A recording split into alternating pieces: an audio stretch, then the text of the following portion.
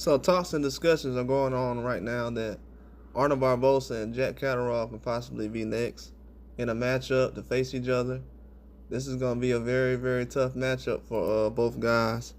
Barboza's at a situation right now where he's knocking on the door of trying to get a chance to get in the ring with one of these guys. And he's in a position where he needs to try to look good in this next fight and also dominate so he can be able to get an opportunity. But he's already in the driver's seat as far as the position and ranking.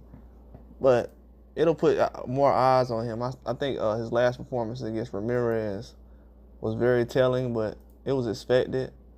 I knew things like that were going to happen because Ramirez is just a tough fighter, and Barboza is a very good counterpuncher.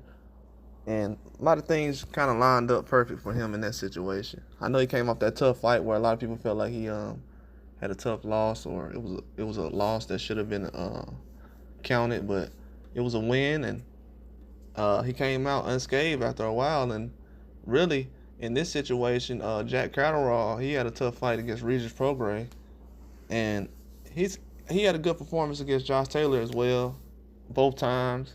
So a lot of people look at him as a guy who should be undisputed right now. He definitely didn't get the chance to be undisputed, but he should be undisputed right now in a lot of people's eyes. And I agree with that. I think if he was undisputed, things would definitely look different from him right now, just from the aspect of what he brings to the table and the value of him. And now that he doesn't have a situation where he's an undisputed champion, he's not really looked at as someone who's a champion already. So that's what happens when you have these close rivalries, man. It changes the trajectory of boxing. And in this situation, Jack Catterall is going to be able to try to stay afloat and stay in the top of the rankings, the top of the division. He's been there for a long time, been there for a very long time, to not fight for anything, to not have any belt. Then what the crazy part is, Jack Catterall got a belt as soon as Teofimo got the fight with Josh Taylor before Jack Catterall did. So the belt that Teofimo has should be in the hands of Jack Catterall, but it's not.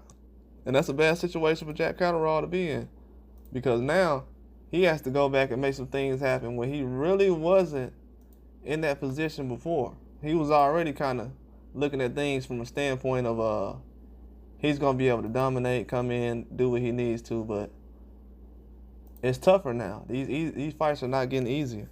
It's hard across the board. These are not easy fights. These are not easy situations for Jack Catterall to be in. But I think with the way he fights, he should be able to come into this fight very confident, knowing that he's outboxed most of the people he's been in the ring with, if not all of them.